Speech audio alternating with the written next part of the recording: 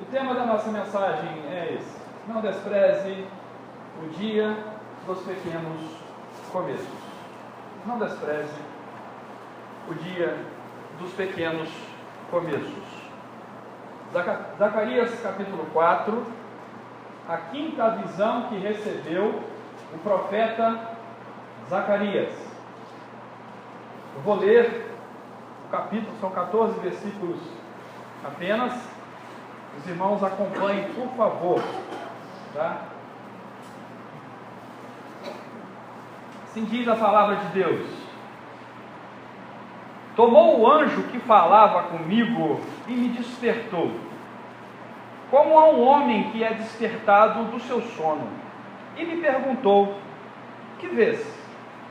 Respondi: olho, e eis um candelabro todo de ouro, e um vaso de azeite em cima com as suas 7 lâmpadas e 7 tubos, um para cada uma das lâmpadas que estão em cima do candelabro. Junto a este, 2 oliveiras, uma à direita do vaso de azeite e outra à sua esquerda. Então perguntei ao anjo que falava comigo: meu senhor, que é isto? Respondeu-me o anjo que falava comigo: não sabes tu o que é isto? Respondi: não, meu senhor. Prosseguiu ele e me disse: esta é a palavra do Senhor a Zorobabel, não por força, nem por poder, mas pelo meu espírito, diz o Senhor dos exércitos.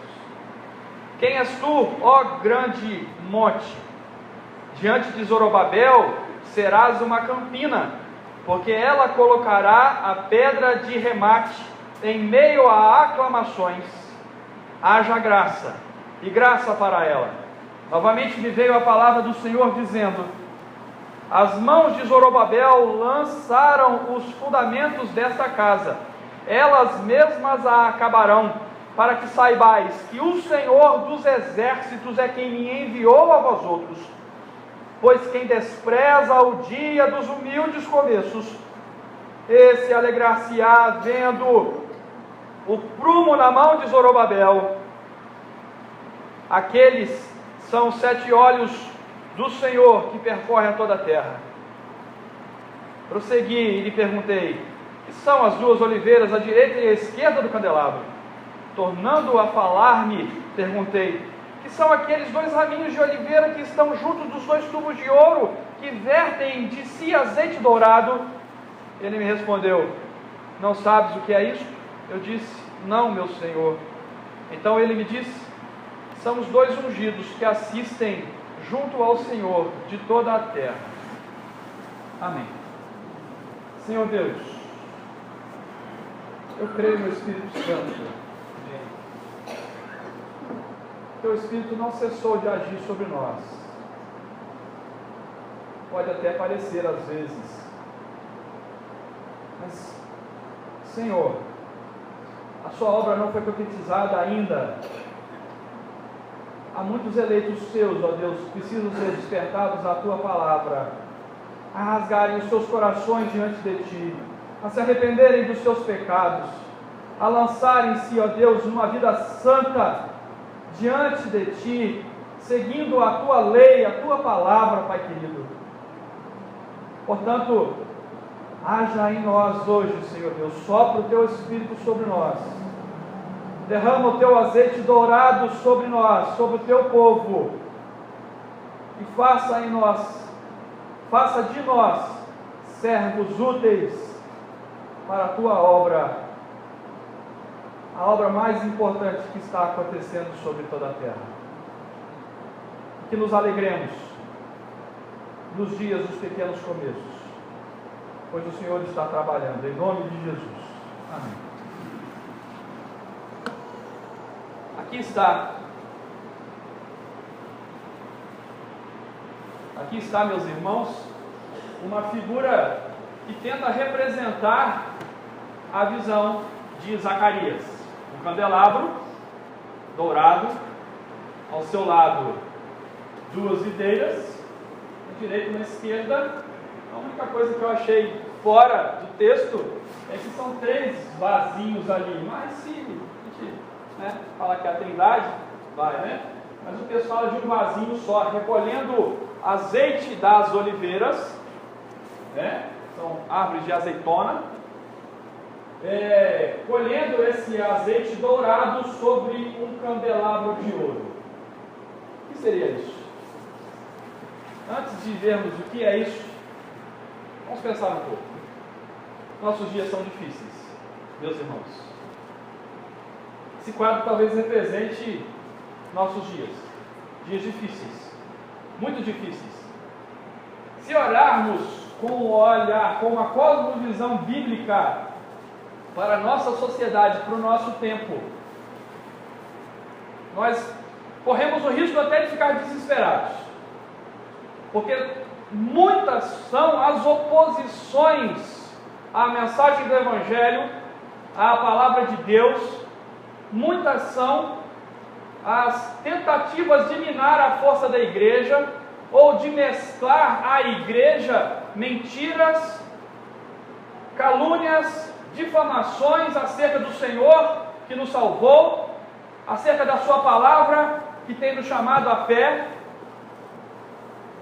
E temos visto uma sociedade corrompida por rejeitar completamente a palavra de Deus, a lei do Senhor, como vimos hoje cedo no EBD, e estamos dentro de uma sociedade anômona, sem lei, libertina, e isso tem entrado dentro da igreja, e a igreja não está pura.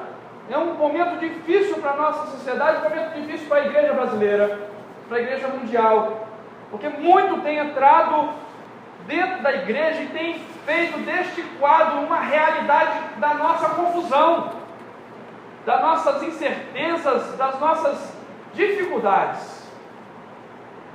Nós vemos casamentos se esfacelando, nós vemos fora da igreja, não olhando fora da igreja, nós vemos um levante, uma onda muito grande contra o casamento, contra a união estável entre marido e mulher, macho e fêmea. Temos ideologia do gênero, temos uma política corrupta, um governo que quanto mais se mexe, com perdão do trocadilho, mais se fede. Corrupção para todo lado, dificuldades, jovens se perdendo, e se perdendo cada vez mais cedo, né? Temos várias gerações aqui, na geração mais experiente aqui no nosso meio, né? Ouvia-se de alguém envolvido com drogas lá com 18 anos, hoje com 9 anos, 10 anos, 8, 7 anos, temos crianças envolvidas com drogas e toda sorte de porcariada. Nossa perspectiva, nossa análise ao olhar para tudo isso é caos. Caos. E a gente olha para a igreja tentando romper esse caos e olha também uma bagunça dentro da igreja que parece que está atravancando tudo, e tem hora, e sinceramente, eu já pensei nisso, que parece que o barco vai afundar totalmente e nada do que estamos fazendo parece ter algum sentido ou alguma eficácia nas pessoas, e nos resta clamar: Senhor, onde estás? É complicado, uma frase bem atiliense, é complicado. Mas qual é a solução para tudo isso? Como nós vamos fazer o mundo entrar no eixo de novo, ou a igreja entrar no eixo de novo? Qual é a solução para isso? É uma imposição política? É um mito? Não. É uma ordem de fora? É alguma coisa que vamos fazer com nossas forças? As nossas forças vão ser a solução da igreja hoje enfim, vamos fazer mais uma lei para resolver? O que vamos fazer? Vamos usar o nosso poder econômico, o nosso poder de persuasão, e a nossa persuasão vai resolver os problemas sociais e os problemas da igreja, e nós, pela nossa própria força, vamos conseguir colocar tudo em ordem? Não, de forma nenhuma não.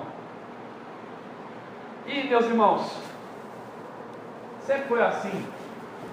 Sempre foi assim. Lá no tempo de Israel, o tempo em que Zacarias recebeu esta revelação de Deus e escreveu a revelação para nós, era um tempo tão caótico quanto o nosso. Aqui está um quadro que ilustra a destruição de Jerusalém, provavelmente aqui pelos romanos, muito depois, 70 anos 70 depois de Cristo, né? Mas esse quadro representa a destruição de Jerusalém pelo exército babilônico, que aconteceu anos antes do profeta receber essa revelação.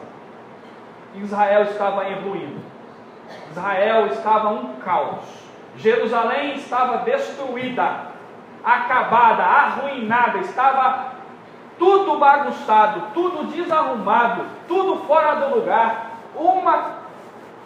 uma bagunça generalizada, uma desorganização, corrupção sobre tudo. Jerusalém havia sido destruída pelos babilônicos e poucos homens haviam sido chamados a reerguer, reconstruir Jerusalém novamente.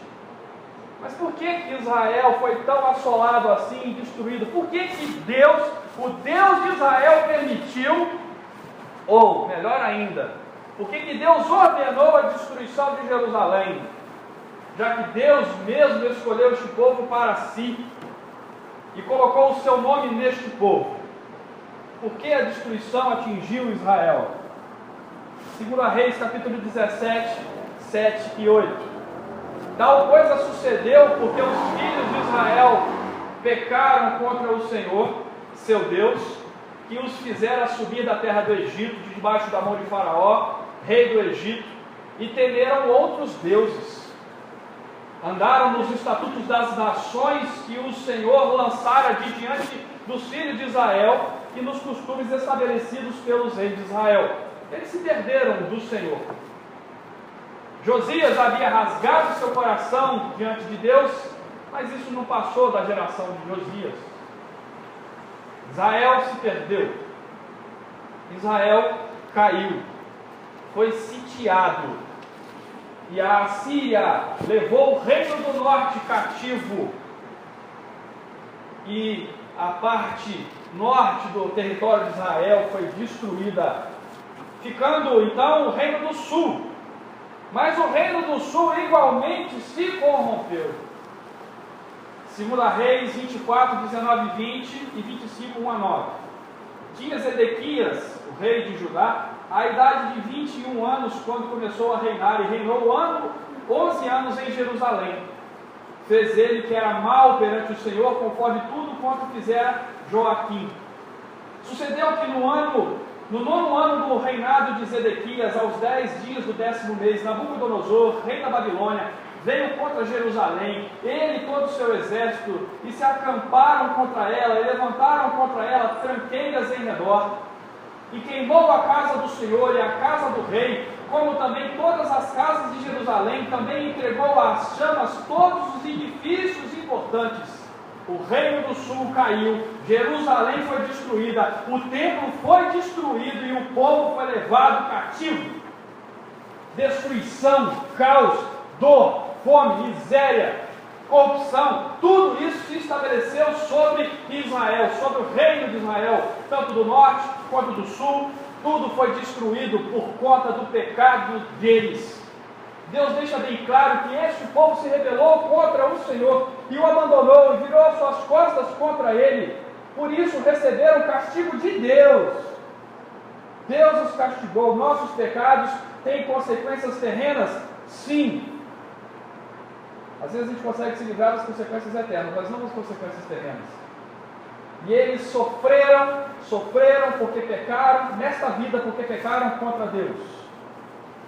Eles foram levados cativos, foram para a Babilônia. Lá, 70 anos depois, 70 anos vivendo em cativeiro, Deus levantou um servo, Ciro,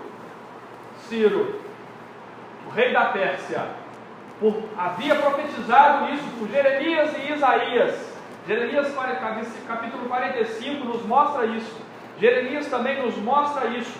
Ciro, o rei da Pérsia, foi profetizado que seria o servo usado por Deus para libertar o seu povo do cativeiro da Babilônia. Então, o Senhor Deus do céu, Esdras, capítulo 1, 2 e 5. E Esdras está intimamente ligado com Ageu e Zacarias. Para entender Ageu e Zacarias, você precisa entender Esdras. Você precisa entender essa história que eu estou contando para vocês agora. As profecias não podem ser interpretadas sem a parte histórica das Escrituras. Se olhar para essas profecias e não ler a parte histórica, vai falar bobagem, vai interpretar errado. É muita tentação para a gente. Então, por isso, essa volta que eu estou dando hoje, para mostrar que isso é contextual, que tem a ver, toda a Escritura se explica, partes mais claras lançam luz sobre partes mais difíceis. E que é a coisa mais difícil que é uma visão? Então, para entender, precisamos pensar em toda a história de Israel. Então, Esdras, capítulo 1, versículo 2 e 5, o Senhor mesmo nos revela: o Senhor Deus do céu me deu todos os reinos da terra e me encarregou de lhe edificar uma casa em Jerusalém de Judá. Quem dentre vós é de todo o seu povo, seja seu Deus com ele, e suba a Jerusalém de Judá e edifique a casa do Senhor, Deus de Israel. Ele é o Deus que habita em Jerusalém. Todo aquele que restar em alguns lugares em que habita, os homens desse lugar o ajudarão com prata, ouro, bens e gado, afora as dádivas voluntárias para a casa de Deus, a qual está em Jerusalém. Então se levantaram os cabeças das famílias de Judá e de Benjamim, e os sacerdotes e os levitas, com todos aqueles cujo Espírito Deus despertou para subirem a edificar a casa do Senhor, o qual está em Jerusalém. Esdras capítulo 1, versículos 2 e 5. Então Deus despertou um rei pagão para ordenar que saísse gente lá do território da Babilônia, que era de Israel, que era judeu, que estava cativo, e falou com eles: olha, Deus me chamou para permitir, para construir uma casa em Jerusalém, o seu templo fosse reerguido, Jerusalém fosse reestruturada. Quem dentre vós tem vontade de trabalhar, que vá. Eu permitirei. Eu permitirei. E assim foi.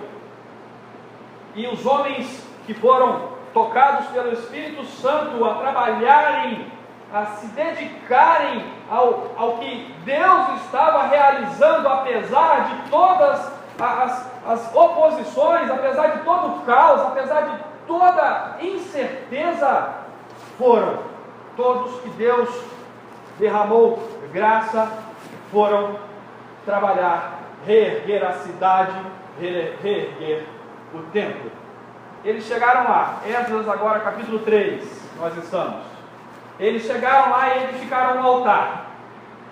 Levantou-se Jesua, filho de Josadaque, e seus irmãos sacerdotes, e Zorobabel, filho de Sealtiel, e seus irmãos, e edificaram o altar de Deus de Israel, para sobre ele oferecerem holocaustos, como está escrito na lei de Moisés, homem de Deus. Então, vemos aqui algo bom acontecendo. Depois de tanta tristeza que caiu sobre Israel por conta dos seus próprios pecados, agora parece que a história do povo está dando uma guinada. Começa a dar, as coisas darem certos.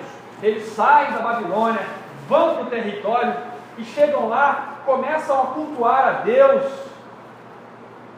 Parece que está tudo indo bem. Eles chegam a lançar os alicerces do templo. Eles fazem o baldrame, lá em Sorocaba era baldrame, aqui é alicerce mesmo, né? É alicerce, é a fundação do templo. Eles lançam os alicerces. Olha Esdras 3:10. Quando os edificadores lançaram os alicerces do templo do Senhor, apresentaram-se os sacerdotes paramentados e com trombetas, e os levitas, filhos de Asaf, com símbolos, para louvarem o Senhor, segundo as determinações de Davi, rei de Israel. Fizeram um culto. E se você ler o capítulo 3 de Israel, vão ver que eles choraram.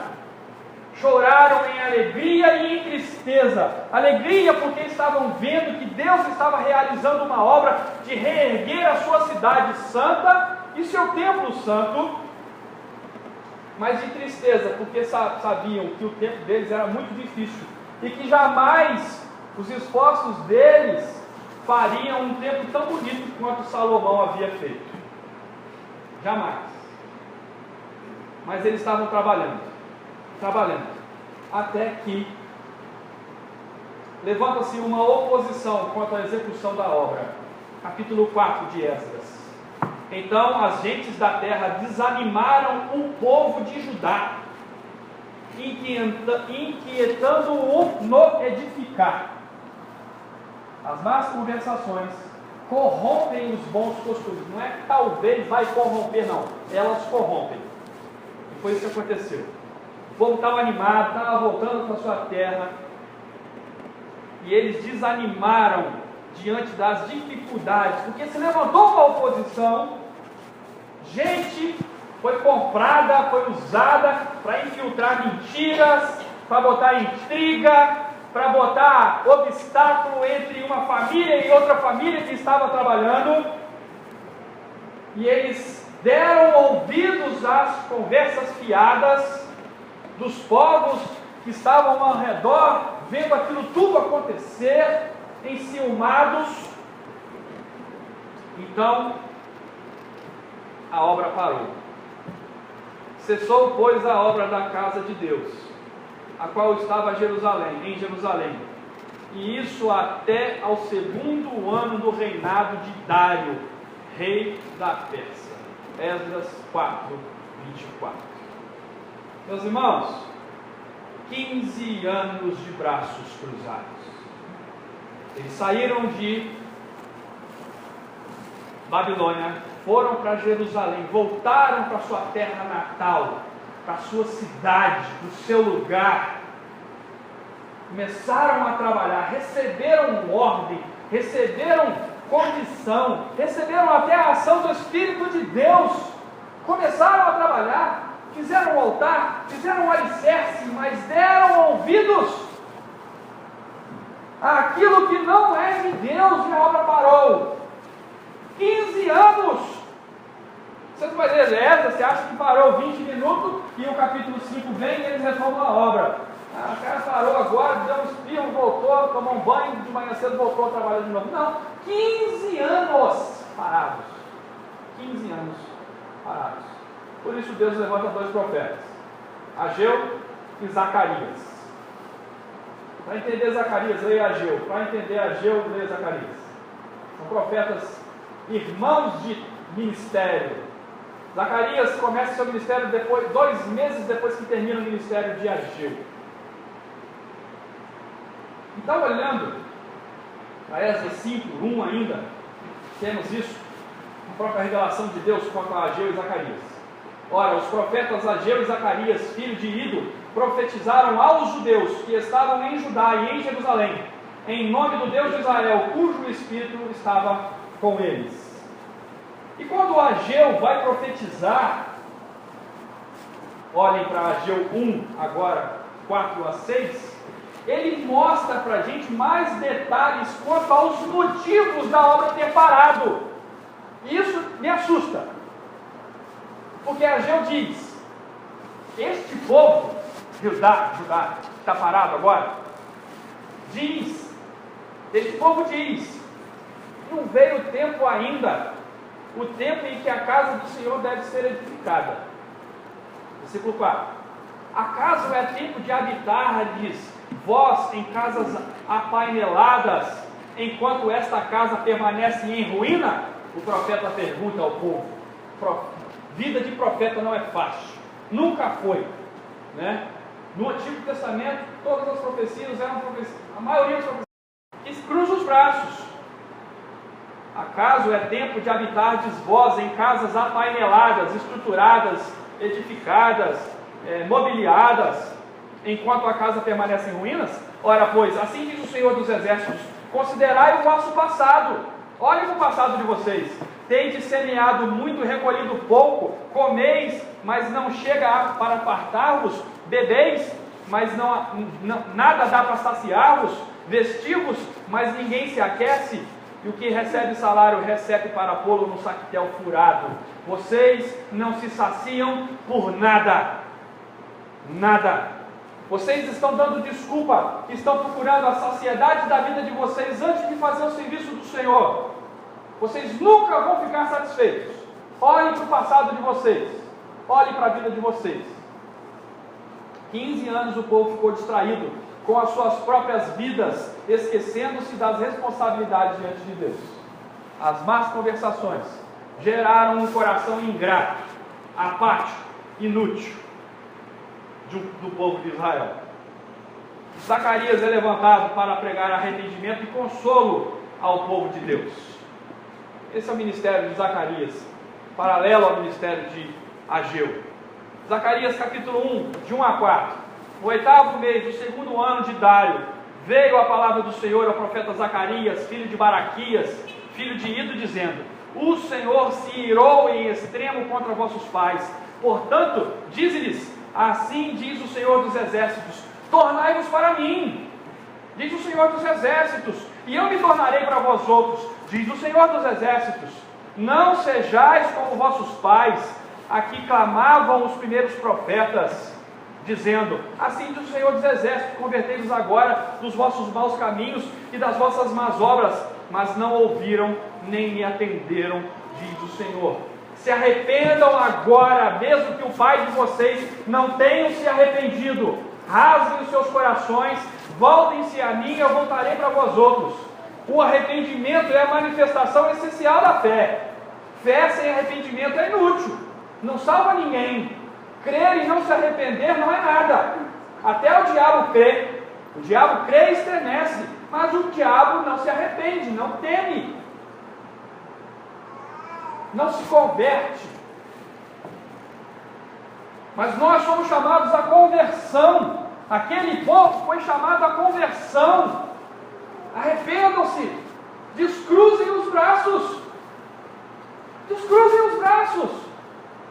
Por que vocês pararam de trabalhar?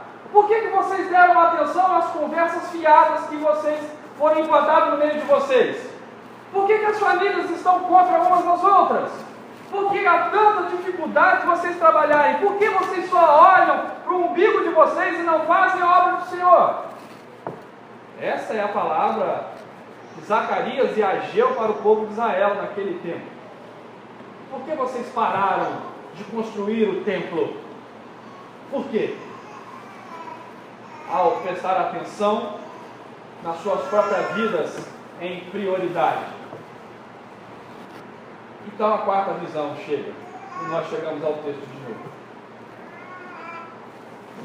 A quarta visão: um candelabro em meio a videira, a oliveiras, recebendo uma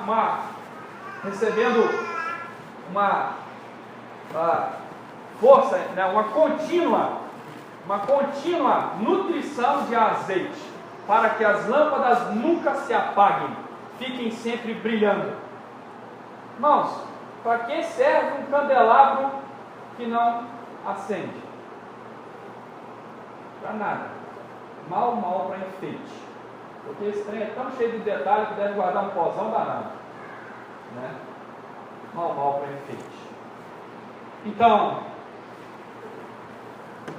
Deus levanta Zorobabel e Josué para liderar o povo na sua obra. Se você ler Zacarias 3, é um capítulo todo dedicado a exortações, motivações a Josué, o sacerdote, o sumo sacerdote, que foi levado a Jerusalém para orientar na construção de tudo e ordenar o culto. Zorobabel é o líder que era para ser o rei de Israel, mas Israel estava sob domínio babilônico, sob o domínio de Ciro, não podia haver rei. Então Zorobabel era governador, o príncipe que estava ali para que administrativamente a obra acontecesse. Eles são as duas oliveiras, Zorobabel e Josué, são as duas oliveiras. A própria palavra diz isso para nós, Zacarias 4,14. Então o anjo disse: são os dois ungidos que assistem junto ao Senhor de toda a terra. Esses eram os dois servos enviados por Deus para coordenarem a obra de Deus na cidade de Deus, no meio de um mundo caótico. As duas videiras vertem azeite continuamente sobre o candelabro. Zorobabel e Josué vertem azeite continuamente sobre o candelabro. O azeite é o Espírito de Deus, é o azeite dourado, é o azeite real, é o azeite que simboliza o poder de Deus, é o Espírito de Deus. E o candelabro sempre foi o símbolo do povo de Deus. Nós somos a lâmpada que deve brilhar, que não pode ser escondida debaixo do alqueire, conforme nos revela o Evangelho. Então, meus queridos, que podemos já perceber sobre esta visão, no olhar ainda veterotestamentário, tá? Ainda olhando de forma do Antigo Testamento, tentando entender o que significou isso para os primeiros leitores. Se nós não percebermos com nitidez o que isso significou para os primeiros leitores, nós não vamos entender para nós hoje, agora, aqui no Novo Testamento, tá? Os servos de Deus recebem o poder de Deus para que o povo torne-se útil na obra que lhe foi determinada. Esta visão está mostrando que Deus está capacitando o seu povo, infundindo poder sobre eles para que o povo realize uma obra, a reconstrução do templo. A reconstrução do templo, porque a reconstrução do templo, o lugar onde se manifestava a presença de Deus, é a obra mais importante naqueles dias, porque é o local onde Deus se revelava ao seu povo e recebia culto do seu povo. Então, diante de uma sociedade caótica, bagunçada, corrupta, má, como no tempo de Jerusalém, a obra mais importante era Deus construir um templo para que todos os povos pudessem adorá-lo. Todos os povos tivessem condição de render louvor a Deus. E os servos de Deus estão sendo chamados por Deus para receber capacitação de Deus e verter sobre o povo de Deus, para que o povo de Deus fique cada vez mais útil e apto para o trabalho, ilumine e seja usado para que a obra fosse completada. Deus está capacitando os seus servos com o seu Espírito para que todos façam a sua obra. Israel, arrependa-se dos seus pecados e trabalhem. Deus está executando a sua obra. Dentro do capítulo 4 de Zacarias, nós vemos que o Senhor está falando: Zorobabel vai terminar. Não é por força, não é por poder, mas é pelo Espírito de Deus trabalhando em homens pecadores que Deus faz a sua obra. Deus não faz a sua obra de forma alienígena, de forma mística. Deus usa homens, a não ser que cruzemos todos os braços e esperemos as mulas falarem e as pedras clamarem. Mas o que Deus diz que vai fazer, Ele sempre foi assim, tanto no Antigo quanto no Novo Testamento. Deus usou pecadores o tempo todo, infundindo poder sobre eles, para que eles operassem uma obra, para que eles realizassem um ofício, para que eles fizessem algo. Então o povo de Israel estava ouvindo isso, sendo exortado a trabalhar. Mas pastor, nós não estamos no Antigo Testamento. É verdade, verdadíssimo. Não há mais templo. Esse templo aí foi construído totalmente. Deram uma festa. Deus cumpriu a sua palavra e o templo construiu. Zorobabel terminou. Leia Esdras, você vai ver isso lá. Mas esse templo foi destruído totalmente nos anos 70 depois de Cristo. Tito entrou e devastou Jerusalém, destruiu tudo. só tem um muro lá, o muro das lamentações, só que está de pé. E no lugar do templo de Salomão tem uma mesquita a Maomé. É um território islâmico agora, a gente não pode chegar lá. Né? A gente não pode chegar lá, não tem acesso lá. Por isso é tão difícil a arqueologia em Jerusalém. Porque é tanta gente querendo mandar na terra que você tem que pedir tanta autorização e não pode. Ninguém cava lá. Por causa disso. É difícil. Então, meus queridos, não há templo mais. Não há templo mais. Porque o Senhor mesmo disse para nós que nós somos o templo dele. Acabou a necessidade de um templo onde Deus manifestava o seu poder. Não tem mais templo, não tem mais necessidade disso. Porque agora nós somos aonde Deus vai manifestar a transformação. Aquelas formas antigas de Deus se revelar cessaram. Deus não enche um lugar mais de fumaça, como enchia no Antigo Testamento. Deus não vem mais para encher locais. Deus vem para encher corações. Olhe para o livro de Atos. Acabou a situação de templo, é só igreja, igreja, igreja, igreja. Gente, gente, gente. A igreja é o templo do Senhor agora. O templo foi destruído. O próprio Senhor falou: não vai ficar pedra sobre pedra. Quando os discípulos pararam para olhar as pedras que Zorobabel construiu, eles pararam para olhar: nossa, que pedras lindas. Jesus falou: vai ficar pedra sobre pedra. Vamos embora, vamos trabalhar, vamos edificar outro templo. E o templo do Senhor é a igreja. Zorobabel já morreu, Josué também morreu, mas Jesus não, e a igreja é o templo. Vocês, igreja, redimidos do Senhor, são o templo do Espírito Santo. O próprio Senhor nos adverte isso através de seu servo Pedro, 1 Pedro 2, 4 e 5. Chegando-vos para ele a pedra que vive, rejeitada assim pelos homens, mas para com Deus eleita e preciosa. Também vós mesmos, como pedras que vivem, sois edificados casa espiritual, para ser de sacerdócio santo, a fim de oferecer de sacrifícios espirituais, agradáveis a Deus por intermédio de Jesus Cristo. Por isso, meus queridos, cuidado com essas músicas. Enche esse lugar, vem neste lugar, vem em mim, Senhor, e habita em mim, Espírito Santo de Deus, e muda a minha vida, transforma a mim, muda o meu caráter, muda muda o meu irmão, muda a minha igreja, muda o teu povo, Senhor, dá mais santidade para nós, Senhor Deus, dá mais responsabilidade em nossos cultos, nas nossas profissões de fé, nas nossas afirmações públicas de que nós amamos, para que não nos tornemos como esses homens do passado, que se chegavam a Deus com os lábios, mas com o coração estavam distantes. Não se arrependam como os vossos pais, diz Zacarias a Israel, assim diz o Espírito a nós essa noite.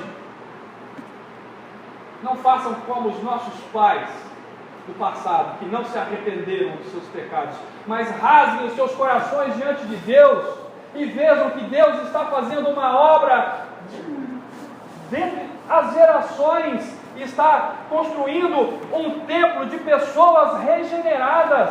Esta é a obra mais importante que Deus está fazendo hoje. Esta é a solução para aquele quadro caótico que nós vimos. A igreja, gente regenerada, tornando-se o sacerdócio universal, tornando-se o povo de propriedade exclusiva do Senhor, tornando-se um povo diferente, o povo da Bíblia, do livro.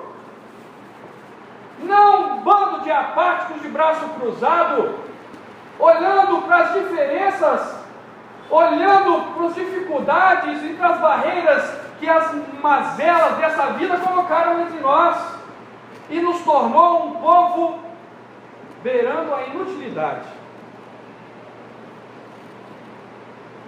Jesus é o grande construtor desta obra. Versículo 10 de Zacarias 4. Pois quem despreza o dia dos humildes começos, esse alegra-se-á, vendo o prumo na mão de Zorobabel. Zorobabel, o rei, está com o prumo na mão. Zorobabel é um tipo de Cristo. Tipo de Cristo. Zacarias 6, 12 e 13 vai dizer: disse assim diz o Senhor dos Exércitos: eis aqui o nome cujo nome é renovo, ele brotará do seu lugar e edificará o templo do Senhor, a igreja. Ele mesmo edificará o templo do Senhor e será revestido de glória, assentar-se-á no seu trono e dominará, será sacerdote no seu templo e reinará perfeita união entre ambos os ofícios. Ofícios de quem? De Zacarias e de Josué, do sacerdote e do rei. E Jesus tem 3 ofícios: profeta, sacerdote e rei. Zorobabel é um tipo de Cristo. Zorobabel está trabalhando, Zorobabel está com um prumo na mão, no meio de uma cidade derrubada, no meio do caos. Zorobabel está trabalhando porque Jesus está trabalhando no meio dessa sociedade podre que nós vivemos, construindo a sua igreja. Amém, irmãos? Amém. E nós somos o seu povo, que Ele está construindo. Essa é a obra mais importante que está acontecendo agora, em vários locais. Deus está construindo o seu povo, Deus está chamando gente ao arrependimento, Deus está trabalhando, construindo a sua igreja. Não é mais um lugar, mas é gente que se reúne num lugar, é gente que quer ficar junto de outro que também foi salvo, é gente que quer estar próximo de outro para cultuar, não deixando de congregarmos como é costume de alguns, mas tendo ansiedade de estar junto daquele que adora a Deus em espírito e em verdade, como eu, como você que foi regenerado.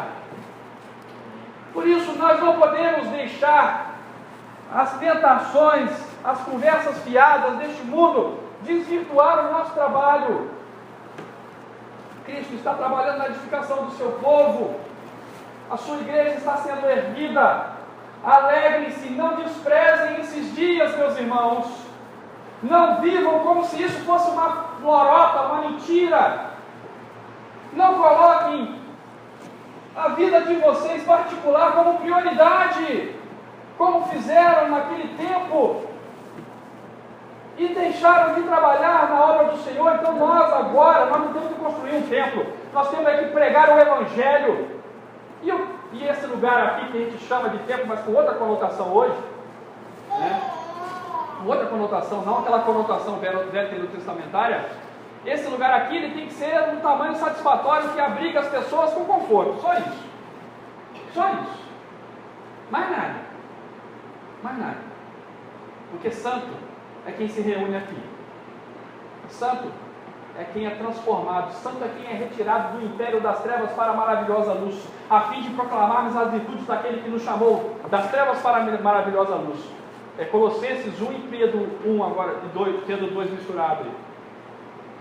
Santo é quem se arrepende e se rasga os corações diante de Deus para trabalhar, para se alegrar em ver que o Senhor Jesus está edificando a sua igreja. Ele está derramando poder sobre pessoas que se submetem à sua palavra, e eles estão cumprindo uma obra, e essa obra vai ser terminada. As portas do inferno não vão prevalecer contra a igreja. Pode levantar ideologia do gênero, pode levantar esquerda, direita, qualquer coisa, não apagarão a igreja. Já houve momentos na história mundial que isso foi muito pior, e a igreja continuou, e vai continuar. O diabo não vai derrubar a igreja do Senhor. Então, alegrem-se e não desprezem o dia dos pequenos começos. Não desprezem a juventude de vocês com coisas que o mundo fala que é prioridade. Não façam isso. Trabalhem para o reino. Trabalhem para o reino. Trabalhem para o Senhor. Dediquem suas vidas a conhecer a Deus na palavra e a pregar o Evangelho, a viver o Evangelho no dia a dia de vocês, porque esta é a maior obra que Deus está realizando agora. Deus está edificando a sua igreja com pedras vivas. Nós estamos sendo colocados sobre Jesus, e Jesus tem sido o nosso prumo, o nosso nível, a nossa direção. Somos edificados agora no Senhor Jesus, na confissão de fé de Pedro: Tu és o Filho de Deus Altíssimo, Tu és Deus. Tu és o meu Salvador, Tu és o meu Redentor. Não despreze os dias difíceis da igreja, não despreze esse tempo, mas trabalhe, alegre, porque Jesus está trabalhando. Zorobabel está com o prumo na mão. Jesus está edificando a sua igreja. Trabalhe junto com o construtor. Amém? Que essa visão explicada, claro que não perfeitamente, mas o melhor que eu pude fazer. Mas não é por mim, é pelo Espírito. Isso humilha o pregador. Não é por mim. Que tentação é pensar que sou eu que transformo vocês, mas não sou. E graças a Deus, porque senão ia ser feio o negócio. É o Espírito. Vocês lembram de Jeremias 37? Soprando sobre o vale de ossos secos. É o Espírito que dá vida. Nós somos o vale seco. Então, o Espírito de Deus sopra sobre nós a tua salvação. Sobra sobre nós a tua fé. A fé de Efésios 2:8 sopra sobre nós. E dê um novo coração para a gente. Faz a gente trabalhar. Porque a gente está parado. A gente está parado olhando para a porcariada que o mundo colocou na nossa mente. A gente está dando prioridade a milhares de coisas. Está olhando para os obstáculos. Está olhando para tudo. Mas não quer ser edificado. Não quer mudar. Parem com isso. Agora. Em nome de Jesus. Essa palavra para nós aqui, igreja, time de vaca. Vamos trabalhar. Tem muito para fazer. Tem muito para fazer. Deus quer nos usar, quer nos capacitar. Ele vai derramar poder sobre nós, como derramou poder sobre Zorobabel e Josué e aquela galera que trabalhou lá. Ele vai, é o mesmo Deus. Ele vai colocar o poder dele em nós e nós vamos trabalhar. E a igreja vai crescer como o grão de mostarda. Lembra de Marcos 4? O grão de mostarda que cresce quando ninguém está vendo. De repente vira uma árvore, uma sementinha pequenininha que vira uma árvore grandona, que passa dos fazem ninhos. É a igreja que cresce pela pregação da palavra numa sementinha pequenininha. Deus cumpre isso, nos revela isso em Marcos, através de Jesus Cristo, quando Ele prega a palavra, e a palavra germina em solos que Ele faz férteis, e o solo fértil dá fruto, e o fruto que salva, mostra que estamos salvos, é a santificação, é a vida nova em Cristo Jesus. Vamos orar mais uma vez, Jesus. Pai querido, grande Deus, tenha misericórdia de nós, somos pecadores, como Zorobabel, como Josué, e como aquele povo que há tanto tempo atrás foi chamado a fazer uma obra, mas deu ouvidos a muita porcaria e parou de fazer o que foi chamado para fazer, porque achou que a tua obra, não é hora ainda, eu preciso primeiro encher a minha casa de coisas. Ó Deus, livra-nos dessa hipocrisia que certamente estamos vivendo. E derrame sobre nós o azeite dourado, Senhor Deus,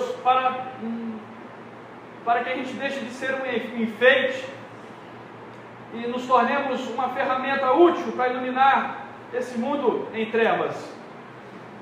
Tem compaixão de nós, Senhor Deus, e nos leve ao trabalho.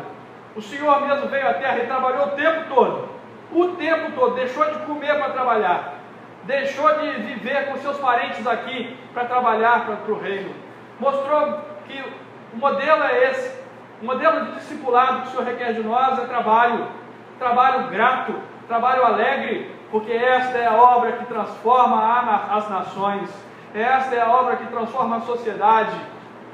Pregação do Evangelho, a tua igreja sendo edificada por ti mesmo, como resposta a este mundo perverso, o lugar de luz, o lugar de ajuntamento, a Assembleia dos Santos, a Assembleia dos Justificados gratuitamente no amado, aqueles que o Senhor resgatou, aqueles que o Senhor redimiu, aqueles que o Senhor lavou, aqueles que o Senhor elegeu, escolheu, predestinou, vocacionou, justificou, regenerou, está santificando e vai glorificar. Amém.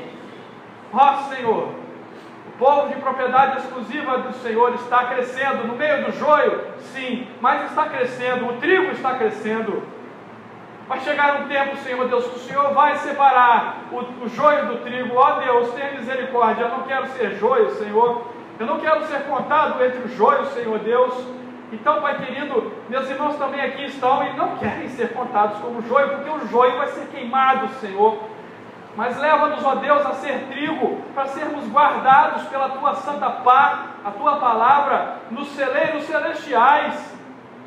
E que esse batismo de salvação caia sobre nós, e não um batismo de condenação, de juízo, lançando-nos pela Tua palavra lá no inferno. Mas livra-nos, Senhor Deus. Livra-nos, ó Deus, pelo Seu Espírito, ó Deus.